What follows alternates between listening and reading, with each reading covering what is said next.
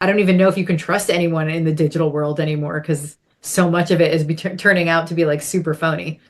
Yeah, and to your point, I was looking at something the other day, and well, when we're recording, it's the holiday. We're in December, and so there's all these products now coming out on TikTok Shop and all that. And I'll go and I'll look at the comments, and I'll go and click on the person that wrote the comment, and they have one follower, Not and they real. have like 75 posts, and I'm like, you're not a They're real not real. commenter.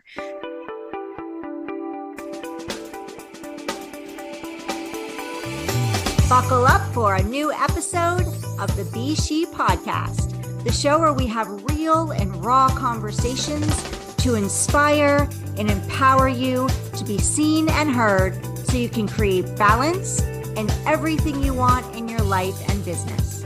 I'm your host, Heidi Schock, and I'm excited to walk alongside of you on this journey of being seen, heard, and empowered.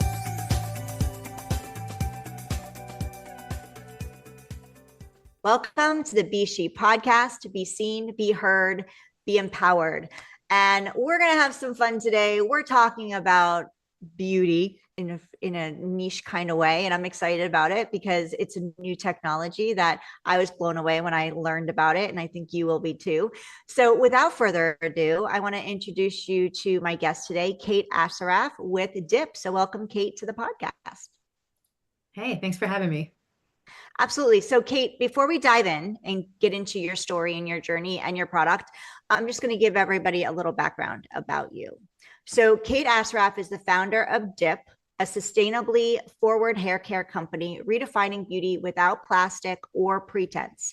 After years in the beauty industry, Kate saw how marketing excluded real women and greenwashed the truth. So, she created Dip to do things differently.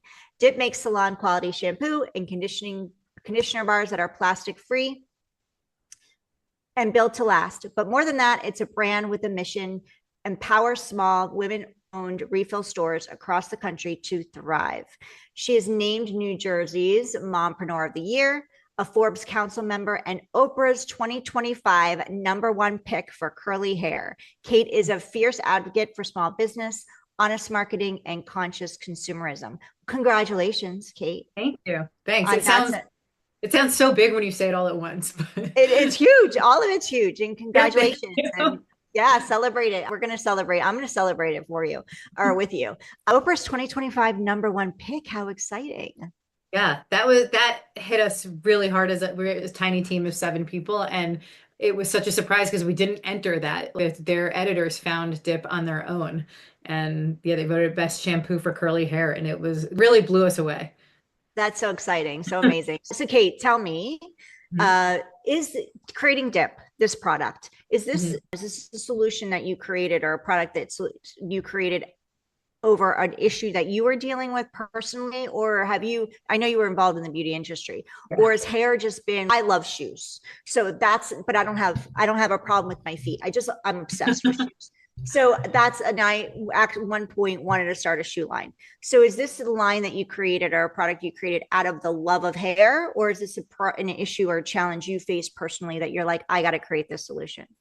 It's both. I love hair so much. If you ever like are leaning over my shoulder watching me on Pinterest, I have this probably a 10-year long running board that's just called hair plans. And I'm always like looking at different hair. And I've literally had every kind of hair. I've had everything from the simplest things, just cutting bangs, but I've had my hair blonde. I've had it silver, purple. I've had micro braids. When I was living in New York City, I had like this purple beehive for a little bit that I just wore with a leather jacket and white shirt. I just love hair. And I love looking at hair and seeing someone's personality. When someone has a cool haircut that really defines a personality, it makes me so happy. But Mm. really, this all started from in 2014. I discovered how bad plastic was, not only for the accumulation factor. I read this book where I found out about endocrine disruptors and how plastic was really affecting aquatic life, animal life, and also human health.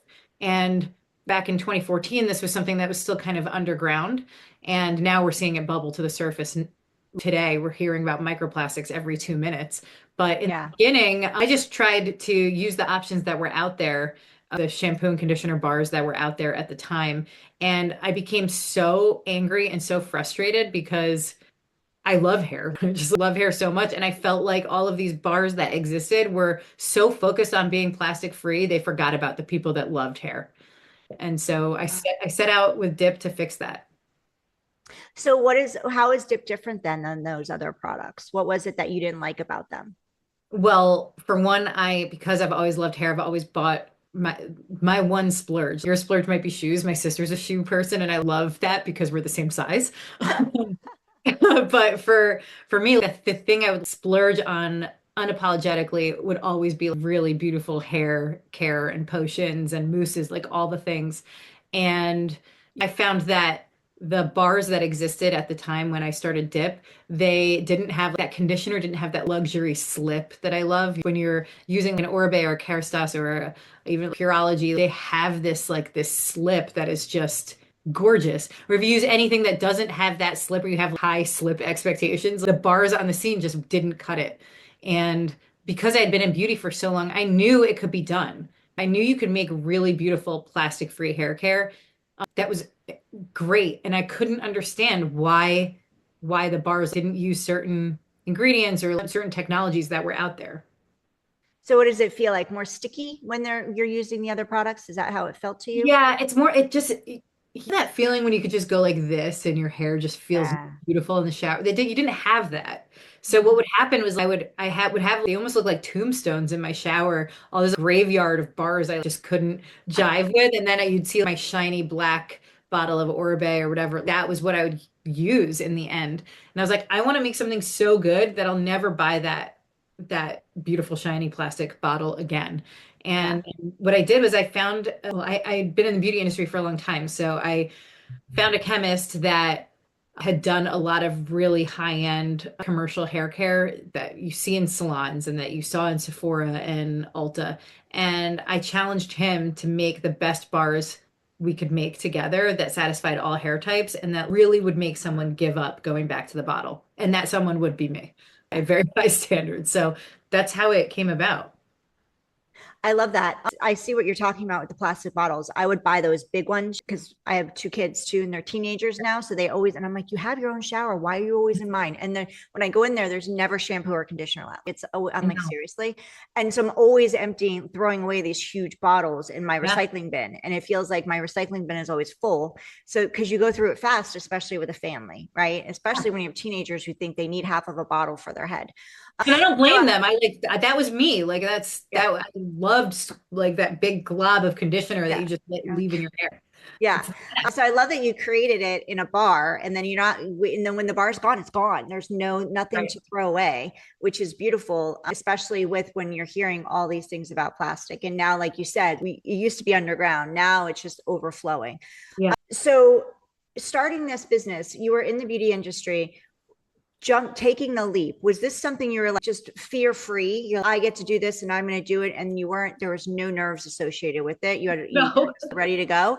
Or was there fear that crept up in you? And if there was, what was it? Where did it stem Oh from? man. And then Well, how did you move through it? yeah, so crippling fear. I don't know anyone who doesn't have that when they start to do something new. I wanted to make a bar that wasn't the point of it was that it was so good that the plastic free part wasn't part of the story. That was what I set out to do because I don't think you can make people care about plastic if the substitutes aren't that great. Do you know what I mean? People will be so indifferent to your shampoo and conditioner bar if it's not amazing. And so the first thing I wanted to do was like really cure that problem. And I was really, really scared because I took some unconventional paths or I made some choices that really for the sustainability crowd, they don't love it. But for the hair crowd, they understand the choices I made. And I wanted to include science. I wanted to include really earth-friendly chemistry, and I'm not scared of it. My bars are not all natural, and that is very intentional because I wanted them to work. I wanted them, I challenged the chemist. I was like, make it the best we can make, regardless of price, regardless of anything else. Make it the best you can make it with respect to the earth that someone would continue to make this lifestyle change. Because otherwise, selling something to someone once is just not moving the needle at all. And so Right. But I mean, that comes with fear because you think your core audience is just going to be very, I don't want to say like crunchy granola. It's not, I say that as a term of endearment, but people that want everything to be all natural, all everything. So I'm making something that seems like it's for that crowd, but actually is for the hair, like the salon crowd. Yeah. So that made me very scared because I was like, are the people that expect everything to be all natural, regardless of whether it works or not for their hair or inspires any change, are they going to come after me with pitchforks? And the answer is yeah, they some of them did, even though it's about as earth friendly as you can make it with still having it be Right. high performance. It's a weird thing, and it's very scary to do something that is not the expected path of what people think you should be building for. But I wasn't building for people that were already using bars. I'm trying to convert people that are diehard plastic bottle users. I want them to Right. get off the bottle. And it's hard for some people to understand that if they are happy with what exists on the market right now. They're like, oh, you don't need to change it. I'm like, I do for this other group of people, this whole wave of people that needs to make the change. And it Yeah. terrifies me. So, and I'm asking you this question because of what you just shared. So, because this is going to preface my next question. Sure. Is your core audience women? It's actually it ends up being 70% women and 30% men, which Okay, is so high the in luxury majority hair. is women, which Yeah. the reason I ask that is because I know for me, Hmm. I want to do what's best. I recycle, so I want to do what's best for the world. And Right. but at the same time, I also need convenience, and I want to feel good when I'm using a Yeah. product. So I will try other products that Hmm. will help the world sustainably. But if I don't like it, I'm going back to the other product because I'm a single mom of two kids. Things need to be easy. And I want to feel good when I'm using a product. I don't want my hair to be sticky or feel like I can't run it through when I'm washing I it or when I'm conditioning it. Right.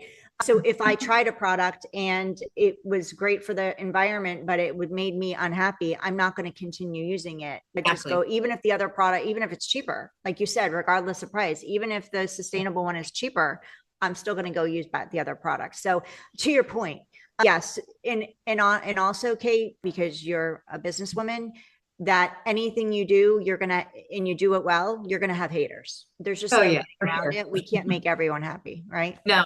And what it's I guess the haters are a little bit validating in a way, but actually the praise for Dip and what we're doing is so much bigger and stronger. And there are so my thing with the conditioner bar, especially, that's like my magnum opus. It was the thing that I was like, I hope people love this as much as I want them to love it. Because when you put something out, you just really don't know. But I made the conditioner bar like big, and it's so big that most people only have to buy it once a year. And so the conditioner bar is $32. It replaced, for me personally, 12 tubes of Oribe Gold Lust. So that's what I mean. Like, whether you care about the environment or not, it's not the point. People buy the dip conditioner bar because it'll last them a year, sometimes 8 months if you have big curls, or it can last some people 2 years, which is so exactly what I was trying to do. Because as women, we're marketed in a way that the churn is real. You have to keep buying more and more and more, especially in your shower. One single person can have like four products in their shower, but the dip conditioner bar just live and replace that shopping for an entire year. Yeah, and some people may think like, oh my gosh, $32. But if that's all you're spending for the year, that's Yeah, a huge savings because otherwise you're spending $8 a bottle how many times a year? right. Right? You're going to way exceed the $32 for one conditioner. And Yeah, that's $8 for on a bottle is on the cheap side. I agree. Really, Yeah, it's on the yeah. I'm cheap not side. trying to convert, Yeah, people who are using kind of over the drugstore brands. I guess a right. lot of high end. Yeah, I'm really trying to convert people that are like every time they go and get a salon service, like Yeah, they get their beauty products there. And what's even more important right now, we're in like this crazy shifting economy, or I'd say contracting economy. Like I'd rather buy one conditioner bar that I can use all year and go and see my stylist twice. With the right. money I'm saving, it's the kind of like the girl math. If you're saving $500 a year in conditioner, you can go and get your hair done more often in the Exactly. salon. And that to me is a big win for most people. Yeah. So I'm curious about the name Dip. How did you create the name? Where did it come from? So the easiest answer is like you just dip the bar in water for it to be able to work and apply to hair. But also I surf and my whole life I've been in and out of the water, the ocean, lakes, pools, and I've always brought conditioner with me it's always in my beach or my pool bag because when I come out of the water, the first thing I would do is squeeze a bunch of conditioner in my hand and put it in and let it air dry. And so with the dip conditioner bar, I wanted to be like you could go take a dip and then put it in your hair. And that's the name. So it's fun and surfy and easy to remember. Yeah. So I should have asked you this before. Where you reside? Where's home? I'm in New Jersey. Okay, that's right. Well, New Jersey, Montpelier. Well, you said the beach. So I'm in Florida. If she's in Florida, we're gonna get together. But yeah, the Florida, I have a lot of customers in Florida that's like, even with their daughters with long hair, when they go in and out of the ocean and they come out and they just bring the dip bar and they run it down their daughter's hair when it's already wet, and then they can just brush it out and air dry and then they can just move on with their day, which is, Yeah, I'm excited. My daughter will go to the beach, and I'm glad you brought this up. For those of you mamas, this is if you have a daughter, and if you have a teenager, you really know because they're vocal about it. oh yeah. She loves taking care of her hair, and she spends money at the salon on her hair. She'll go do the expenses because her hair is gorgeous and long, and she always is like making sure that it still looks healthy. So I know she's going to just be like over the moon with your product. But with the beach, when literally a week or two later, she's still complaining about how dry it feels from Yeah. just being in the water. And I'm so excited for her to use Well, yeah, your dip bar. will help prevent that brittleness and breakage that comes from a lot of time in the sand and the sea and the Yeah. pool, all of those things. Yeah. And my son, I was sharing with you, he has a head full of hair and he's really into his hygiene and how he looks. And he goes to the barber and makes sure he gets the hair he wants and everything. And I told him, yeah, I'm like, you got to use this and try it. So yeah, I'm really excited for them to be using it too. So I just want to say thank you for creating it. And I love too that you saw a problem and you have a passion for hair, which I think that is a huge piece of starting a business is you need to be passionate about what you do. Many people go into business, and I've done this too, where you feel like, okay, well, this is the most lucrative direction for me to go. And they put their passion on the side. And I've told my kids who are 16 and 15 right now, and I'm like, listen, whatever you can do, learn from what we didn't do. Start going after your passion when at a young age, and you'll always enjoy whatever you do. Don't That's true. lean into what's going to be the most lucrative, because if you love what you're doing, the money will chase you. Everything will, Yeah. and you'll enjoy life at the same time. And it's exactly like, I love your story and how you did this. But when I asked you the first question, I really thought it was going to be you had a problem with your hair and you wanted to create a solution, and you just love hair, which is exciting because a lot of people that I talk to on this podcast, they created a solution based on something they were going through themselves.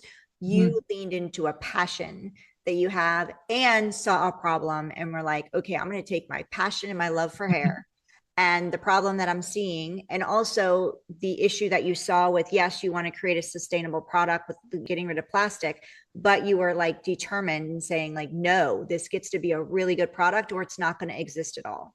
It's exactly right. And that confuses people sometimes because a lot of conventional wisdom with business tells you like just get the first iteration out there and then improve as you go. And I think with something like this, it has to be right out the gate. You have to really, really obsess over your product before it goes out there because I think you only have one chance to disappoint someone, you know? Yeah. And and I never wanted to disappoint a customer. And in fact, some people have been with buying dip for full 4 years. We've only been in business 4 years. They've been buying it from the beginning. And even though their conditioner bar lasts a full year, that same person will buy 10 or 15 of them to just give to other people around the holidays because they know someone else doesn't trust that it's going to work well. So they buy it for everyone. And it's really cool. Yeah, well, that's what I was going to say. Us women, we find a good product, we're telling everybody, It's right? true.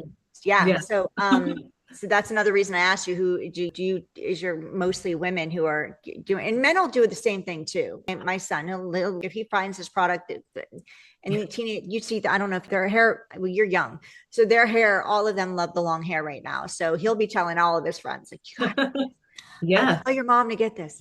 So as far as you talked about your fear, So what did you do? How did you move through it? You had the fear coming up. You really wanted to make sure this was a good product.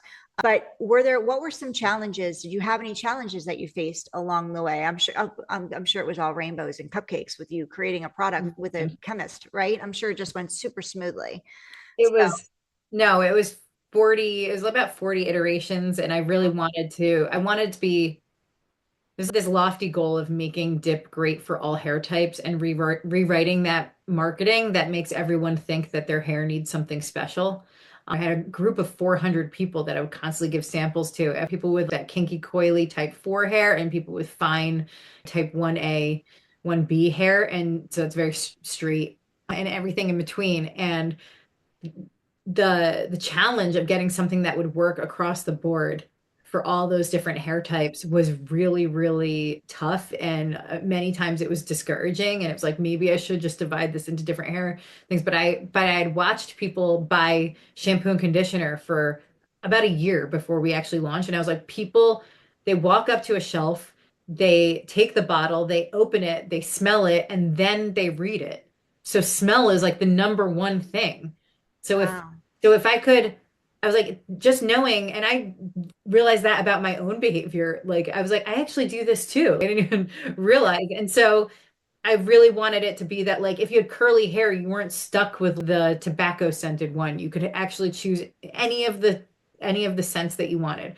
And so the biggest challenge was making it satisfy everyone. And the other one was basically putting it out there in the world when bars already existed. That was very, very tricky, even though ours is completely different and we have a trade secret. But it was like, are people going to give bars another chance if they've already been so disappointed? Mm. And that was something that was probably one of the hardest things to get people to try it in the first place. So how are you getting out there? How are you getting visible or marketing it to where how long has this been, how has Dip been around? And two, how have you one platform? Is it mainly through the word of mouth? How are you doing advertising? What's worked for you? And maybe on the flip side, Kate, what are some of the things that maybe you've done that haven't worked as well as you had hoped? Yeah, so in the very beginning, I already knew that I wanted to put the bars where people were already looking for shampoo and conditioner bars. So there's stores all around the country called refill stores or zero waste stores, and that's where the people who are looking to reduce their plastic waste already walk in. So in many cases, I would pick up the phone. When everyone in the world went digital, I went analog. So I'd pick up the phone or visit these stores in person all around the country and be like, if these aren't the best bars you've ever tried, then you can go, I'll go away. But if they are, please put them on your shelves. And sometimes these women that own these small stores would call me from their towel. They couldn't believe that the conditioner was as good as I said, because Call that from was their towel. yeah, they call after their I first love shower. that. I can't believe the slip because you can tell when a conditioner is great in the shower. You can feel it. And so one by one, I got on the shelves of small retailers around the country, and those are very trusted stores where the store owner knows a lot about plastic-free swaps. And so I built our network in that way via word of mouth. And we've still yet to have to run an ad on TikTok or an ad on Instagram or Facebook. It's been pretty much all organic. Wow. And if there's a few things that haven't worked that are frustrating, I'm trying to think of what the big one.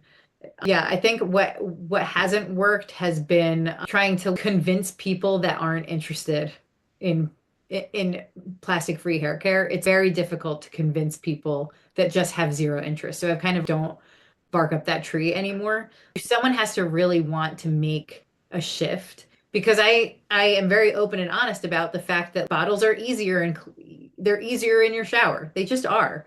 And Yeah. even though those bottles, even when you put them in the recycling, they're not really getting recycled many times. People kind of feel they don't want to know that that's the case. They'd rather just not make a change. And so I don't try and convert people that aren't curious in the first place. But once I kind of sense a little bit of curiosity, it's fun to prove that it is really great. Yeah. And also thinking about a shower and what it looks like or a tub. You think about you have this little dish for a soap. that, Yeah. right, that's there. And to put two bars, because one's shampoo, one's conditioner, Yeah. people are probably like, where am I going to put this? If I don't want Yeah. it on the floor and I don't really have the location for it, unless they have a built-in shelf or whatever, and then is it Yeah. going to melt? So I'm sure all of that goes through their head too. So with the people that, oh, this is so much easier. But the great thing about what you've done is you've created this amazing product and that saves money over the course of a year. You are Yeah. targeting the people who your target market is. It's people who want to be part of that sustainability Mhm. goal, but Yeah. also really are love using high-end products on their hair, Yeah. want to use quality products, and want really their hair to be nourished and healthy. So you're really dialed into your target market. So no matter what we do, for all of you listening, for those of you thinking like, oh, I have this passion, I want to start something, you're not going to make everybody happy. It's not No. going to be a one size fits all. You're not going to serve every single person. So you need to do what Kate has done and what she shared is you really need to hone into who that person is. And that's, you don't worry about who's not gonna buy it. You don't. Right. You don't want to force a square peg into a round hole. You Mhm. focus on who you can serve, who you can help, who those people are, and you serve them the best that you can, which is exactly what Kate's done and what she's created. Yeah, and just to your point earlier about storage in the shower, we actually, because my husband and I have been using bars for a very long time and we know all the icks that come with them, we designed a shower rack or shower system that's on our website that solves the icks. It's really because I know it's very hard to convert someone in the first place. And then it's like, where do I put this stupid thing? How do I, now what? And so we worked really hard, and not only do we have a utility patent, a design patent, and that patent is we're so confident that this is the best way to store them that we have it patented here and internationally all over the place. So Wow. we have solved the ick. We don't suggest you buy it right away. Make sure you like the bars first and then go for the rack if you're into it. But it is any kind of hurdle that we could predict that someone was like, I don't want to do this. We're like, okay, we're gonna think of the customer journey from that nervousness to buy because it is pricey to how do we give someone the best experience to the end of the bar, because the bar hair care is kind of like drinking a martini, right? The beginning is great and then you get to the end and you're like, I don't want this anymore. It's just one sip left and that sip is warm and terrible. Yeah. So yeah, we tried to fix all of that. And even the bars are designed so that when you're at the very end, where you have the last sliver of your bar, you can just wet it and put it on top of a new bar and it'll meld to the next one. And that's another thing that makes a quality product or service, if you're in the service space, is really knowing what that next step is. What is Yeah. going to make the transition super smooth for my customer, for my client? Yeah. And also knowing what are the icks. So, what are the icks in your business? That's the question we're going to pose to you all who are listening. What are the icks in your business, potential icks, and how can you solve them before the person gets the ick? Because once they get the ick, also, it's hard to convert them back to it because it's like a glaring light. Okay, I've got this problem. As much as I Yeah. love this is a huge problem for me. It's just easier to go the other way. And Kate knew about it. Her and her husband created a product that solves the problem. And that's how businesses grow. That's not something that maybe came right out of the gate. It was something like, okay, let's create the product. Let's create the solution for this potential ick, and then let's keep creating solutions for any other potential problems. And those are the things that you learn from listening to your clients and your customers, just like you did the research. And I love that you shared that you picked up, while people are going digital, you went analog. You're like, took a note from Sarah Blakely's, Oh yeah. bag of tricks there. Like, Yeah. boots on the ground. There's nothing better than being a person and standing at the store, talking to people, watching them smell the soap, the shampoo. I don't know if I do that, but I'm guessing I do. I'm sure I It's do. so effective. Yeah. Now I'm When you gonna. go to the store, like you'll do it and you'll be like, oh my, because I think it was like 90% of the people did that. Wow. They read it after they smelled it. You're just crazy. You're not crazy because everyone behaves that way. That's And amazing. yeah, yeah, it Yeah. was cool. So do you have a line, or is it one soap and one shampoo, one conditioner that is good for all hair types? Yes, that Yeah. is what it is. And Okay. it exists in 7 different scents and then also completely unscented, because there's a big growing demand for unscented products. And so I recognize that we've had it since the beginning. If you've ever had a loved one going through IVF or that is immunocompromised in any way, I have scent free in every single product in the line for that type of customer. And it's really important because there's so many professions. I didn't even think of when I was creating this. I didn't realize how many professions require you to not have any sense on you at all. Think about nurses or estheticians or even preschool teachers. There's all these jobs where you can't have any sense on you. Yeah, I was at a that's a really good point because I was at a doctor's and see, she's thought of everything. She's thought of everything. So if you like a certain scent, she's got it. If you need to be scent free or a work environment that you need scent free, she's got it. But I was in a doctor's office and I saw a sign that I've never seen before. And it asked for people to come in without perfume because their patients, they work with cancer patients. Yep. And those patients are extremely sensitive to odors and smells. So scents. So Yeah. yeah, they can't wear any. And I was like, I never thought that there was a profession where you couldn't go squirt with your perfume before you walked out the door. Yeah. Yeah. Yeah, I had not realized until I got the customer feedback from people. They were like, "Oh, thank you for making scent free." And even hunters. We have a little bit of a following in the hunting Ah, community, and I didn't even consider that hunters can't have scents on them either because we make a fragrance-free body wash. And I made it knowing that for immunocompromised and people going through IVF, but it had never occurred to me that this other market of people that go hunting, of which there are many women, I did not realize that they need to be scent free. Just kind of I had crazy. no idea. Well, yeah, I guess animals' noses are super sensitive. So, Right. but I never thought of that either. See, wow, I'd amazing. never considered. Yeah. So, Kate, where can we get dip? Because I Sure. know everybody now wants to run and grab it. So, where can So I if go? you go to our website, it's dipalready.com, and that's also our socials handle on Instagram and TikTok. But dipalready.com, you can shop on the website, or if you see the store locator, you can click on that and it'll pull up the store or the salon closest to you that carries dip. So if you don't trust what I'm saying here, you can go in person to a store and like cut to the chase and be like, is this really as good as this lady is saying? And the store owner will let you know what they think. And if you're in New Jersey, I don't know if she still goes, but you might see her in there. You might see Kate in the store. Yeah. Yeah. I go to stores all over the country. I pop into a lot of them just to see how things are going. And Yeah. it's always cool to see dip on shelves places.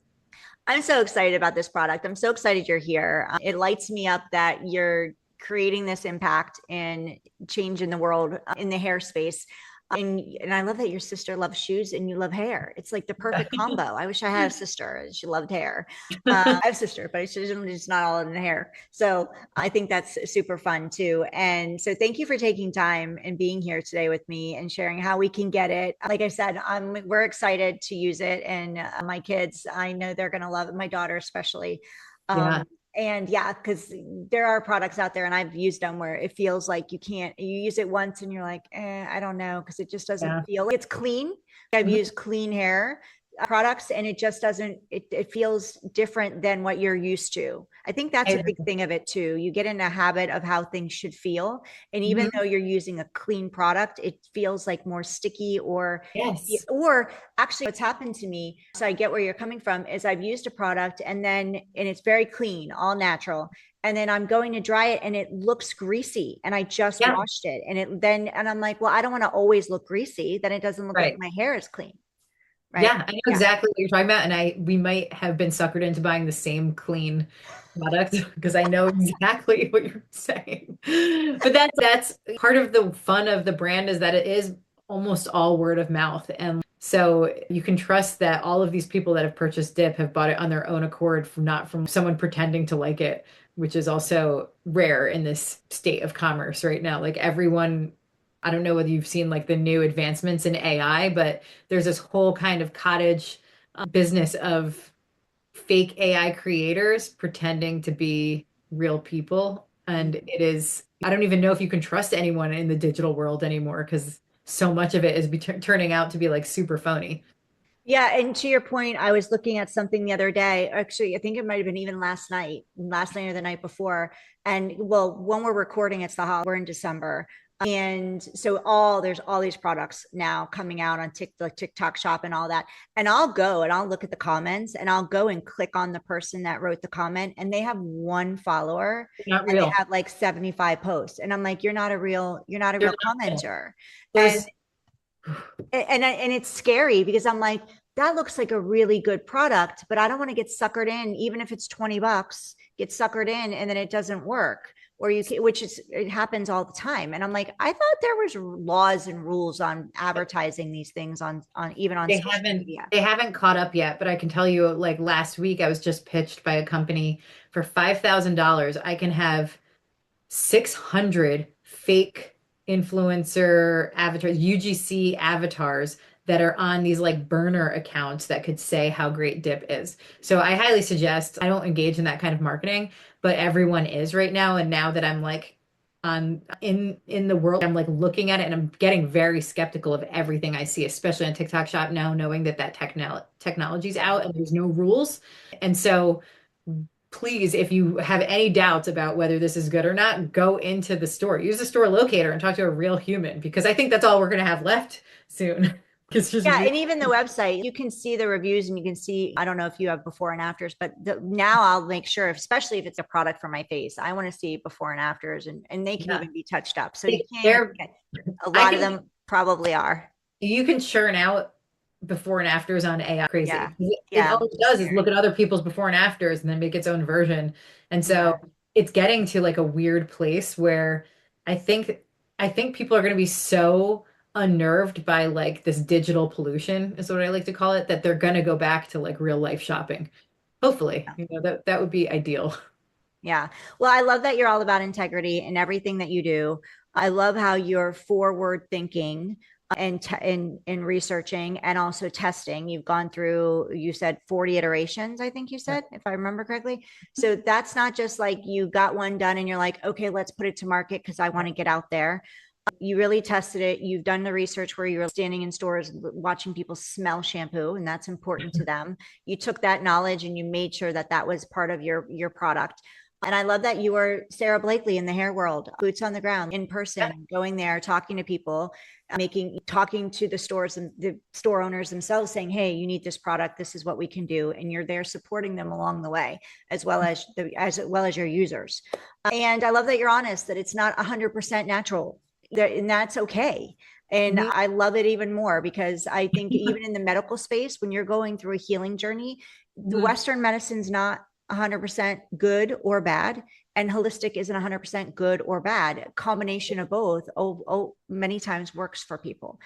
So never rule anything out. And you wanted to make sure that no matter what, the product was good and that your people are going to be happy in it. And you had a standard set. And I think a lot of people in business will bring their standards down Me too. in order either to get to market or to make a buck. Yeah, and I think that there's different kinds of products where you can do that, but when something like hair care, or I don't know, there's a whole bunch of other things. You can't sell a scratchy sweater and expect people to be happy about it. You can't sell bad hair care and expect people to be elated that they're saving plastic. It just doesn't work like that.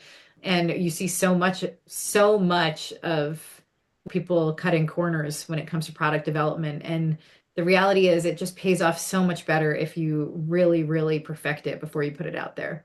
Yeah. Real quick, I want to wrap up, be respectful of your time, but I have a question I've been meaning to ask you up till now is funding. I'm sure people are like, well, that's great. She put it, but how, I'm sure she had funding is a big piece of getting a product, one, hiring a chemist, bringing somebody Yeah. in. I'm curious about it. And I know if I am, then our listeners are too. Mhm. What did that look like for you? So we built this when my husband and I are both been in the beauty industry. We started this when we had both been out of work. It was during COVID. And I leveraged the fact that I knew this chemist and he was attached to a contract manufacturer.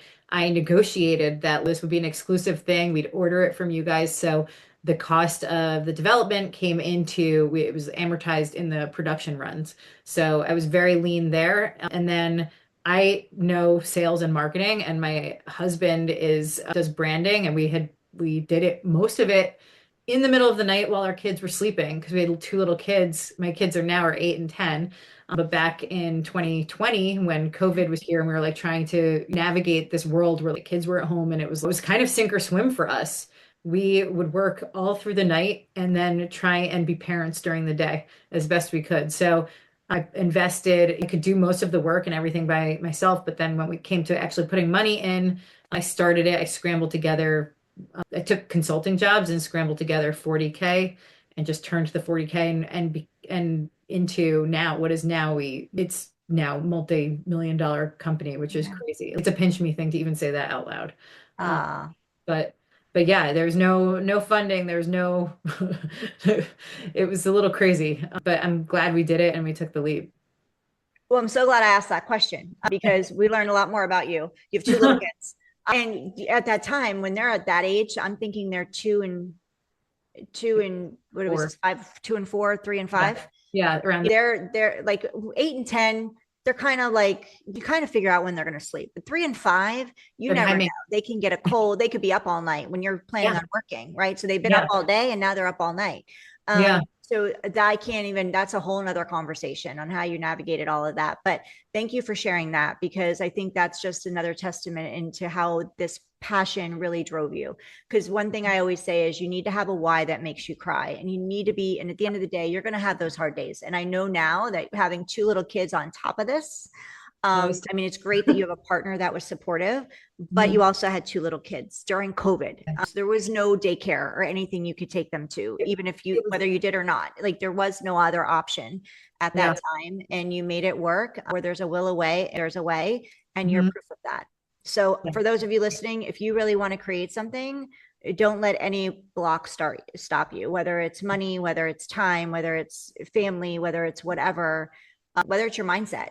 Fix Yeah. it, figure out a way. Negotiate, Yeah, negotiate, and negotiate. Yeah, negotiate negotiate on with your, future yeah, promises. negotiate with any other business people, but also negotiate with your loved ones around you. Ask for support, and that support can be also so negotiating what that looks like on how that's going to support you.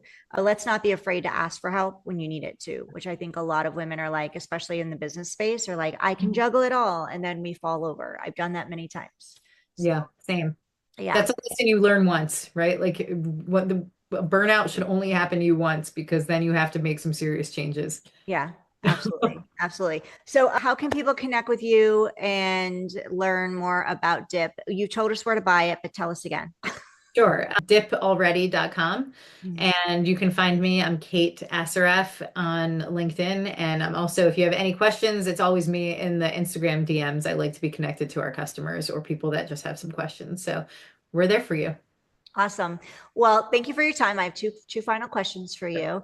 Make sure for those of you listening, if you're watching us on YouTube, thank you. Kate and I say hi. Please leave a comment for her below and go grab yourself some dip and let her know how you're loving it.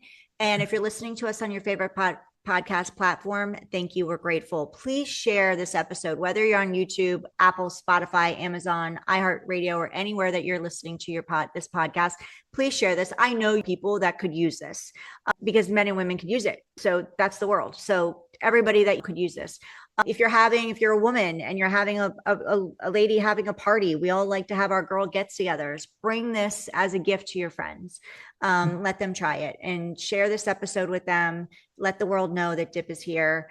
Word of mouth matters. And she's the hair version of our Sarah Blakely. So I'm so excited to have you on. Thank you. She's done it. Like this is another thing. Success leaves clues. Sarah Mhm. Blakely did this in the Spanx world. She solved a problem for women. You saw a problem that you're passionate about, and you solved it in the hair space, and you emulated the way she marketed.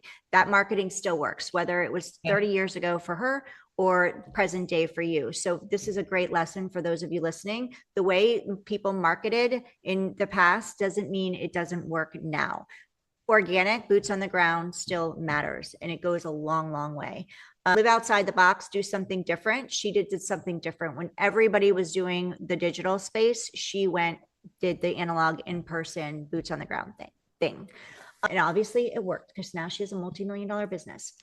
So real quick before we run out of time, is there a fun fact about you, Kate? Something that we wouldn't know by checking out Dip, checking out your Shopify, checking out your website, or seeing you on social, like behind the scenes that we'd be kind of surprised about?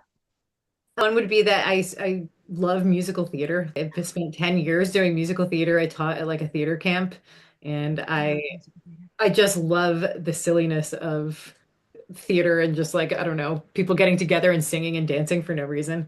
Like, Oh my gosh. Now, see, I love you even more because that's one of my favorite fun facts is about me as I love musical theater.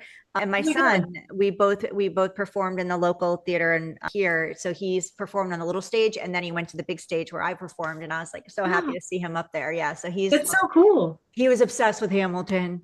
Oh my gosh. We took him to New York just to see it. Amazing. Yeah, he loves it too. So woman after my own heart. So that's definitely an awesome fun fact. Second question for you is if you could have lunch with anyone, whether alive or deceased, who would it be and why? This is a the real. I could give a marketing answer. I'm going to give you the real answer.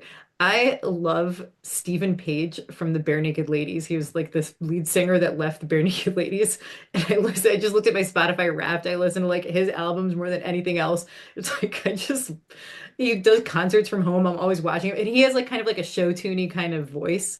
And I like that is the person I want to have lunch with. And I love that.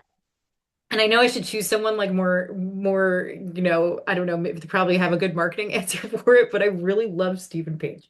That is the person that I want No, to have lunch with. that's awesome. No, there's no answer that's wrong. That's why like there's no go-to. And I want it to be real. So that's fun. Some people have said their grandmother, some people have said Jesus, some people have said different political people, like some people have said people in the She said theater. Jesus. Like, What? should have said Jesus or something. No, because we want to be different. No, I love that. I love that you shared that. Some people who it's some other answers I've heard, like some answers I would have never thought of. Like I love that. That's an outside the box answer, Stephen Well, Page. I feel like his songs were written just for me. You find that Oh, right song yeah. just for you, and you're like, and obviously they're not for me. Millions of people love like the That's a band. true artist when you feel it's connecting deeply to you and they're like, that was written just for me. Yeah. Yeah. Yeah. So, and you've done that with the hair space. You've created a product just for like people could use it and go, oh, she made this just for me. Yeah. I love that. Well, thank you, Kate, for your time. I'm going to let you go because stay though. Don't leave once we Okay. 1 minute, but we're going to log off of here. So thank you all for listening. Make sure you go connect with Kate, get yourself some dip, check it out. It's amazing. You're going to love it. You're going to be able to feel that silky conditioner, which is huge. It's one thing I know for me that matters. The shampoo, I'm okay with, but the conditioner needs to leave me feeling silky that I can do the same thing in the shower, just run my hands through it. So go check it out. Go get some, go love it. Let her know you love it. Let her know you heard her here and go get some for your friends. So, and we'll see you on the next episode of the S.H.E podcast. In the meantime, be empowered to be seen and heard.